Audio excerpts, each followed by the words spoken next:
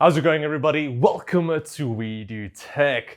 So with Nvidia announcing their new RTX 3000 series of cards, it got the entire gaming community all excited about the claimed performance, making 4K gaming a more realistic experience, especially with ray tracing now. So with the upcoming next generation games also on the horizon, we are going to need that extra performance. For example, just a Flight Simulator 2020, as we all know, is kind of shaming a lot of people's beastly systems.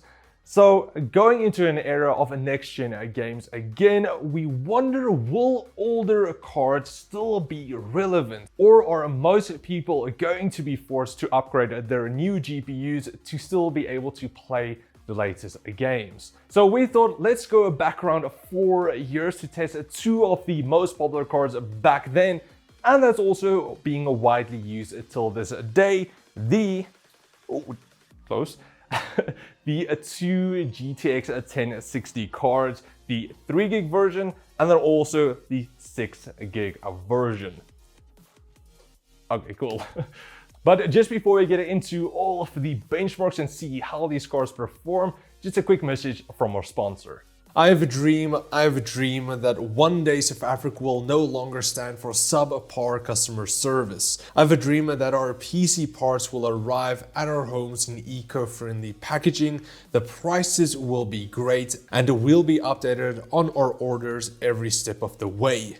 This dream is now reality. It's DreamwareTech.co.za. So get your new shiny tech today and experience the dream for yourself. So the cards we have here is going to be the Gigabyte G1 3GB and then also the Asus Strix ROG 6GB version. So we're going to test both of these cards on some of the more popular games currently that's also a bit more demanding to see if these cards will still perform well for the upcoming AAA titles.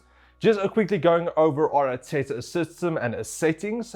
For our test system, we did use an i9 9900KF at 4.7 GHz, and then also 32 gigs of Corsair Vengeance memory running at 3000 MHz. Both of the 1060s were not overclocked, as I want to keep it as standard as possible. And also, most people don't really overclock their cards, which is a shame. But if you wanted to, you can overclock it to get some extra FPS out for free. Also, all of the games are going to be tested only on a 1080p to be able to get as close as possible to 60 FPS at higher settings. So for our multiplayer games on a Siege, we did get a nice high FPS, especially if you want to play at 144 Hz. But keep in mind that that was also thanks to the 9900K, which did help out a lot. Apex did also okay, but if you want to play at 144 Hz, then it's not going to be enough. For AAA titles, however, this is where things start to struggle quite a bit. For the 3GB model on Shadow of the Tomb Raider, you are able to play at its higher settings and get over 60 FPS. Horizon Zero Dawn was also playable on the normal preset, but we did see a lot of hard frame drops. It was also my first time testing Control, but the 1060s really struggled here, even on medium settings. For the Beast Destroyer Flight Simulator, it was playable, but I wouldn't recommend it though. The 6GB model did show a 10 to 20% increase in frames in most of the games, making it better for the majority of the newer games. But that 10 to 20% is only around like 5 to 10 FPS as well, so it's not that much really. So as you guys can see, for the newer gen games, the 1060s did struggle on higher graphics settings, but we're still able to play the games actually on somewhat lower settings.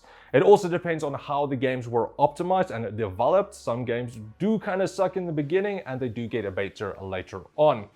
So then in conclusion, if you do still own a GTX 1060 GPU and don't mind the lower frame rates or playing everything on lower settings, they are still good enough for now. I would say the 3GB is starting to struggle quite a bit, as these two cards are again 4 years old or 2 generations behind the latest cards. If you are running the 3GB version, I might suggest getting an upgrade a bit sooner than later, The newer games will probably push your GPU way down to low settings, which will kind of spoil the gaming experience a bit too much for me personally.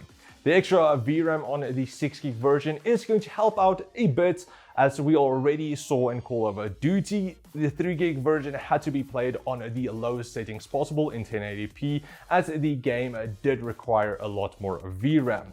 Now, I would suggest waiting for the new RTX 3060 cards to upgrade to whenever that actually might come out, as that kind of will be a bit more worth it, especially for the money, upgrading from a 1060.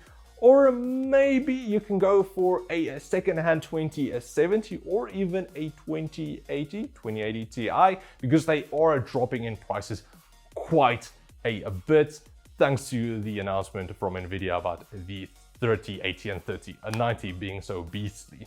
So that's pretty much it for our look at these two old faithful, still performing decently well cards. I do still own both of these and I still use them occasionally. But yeah, that's pretty much it for our video.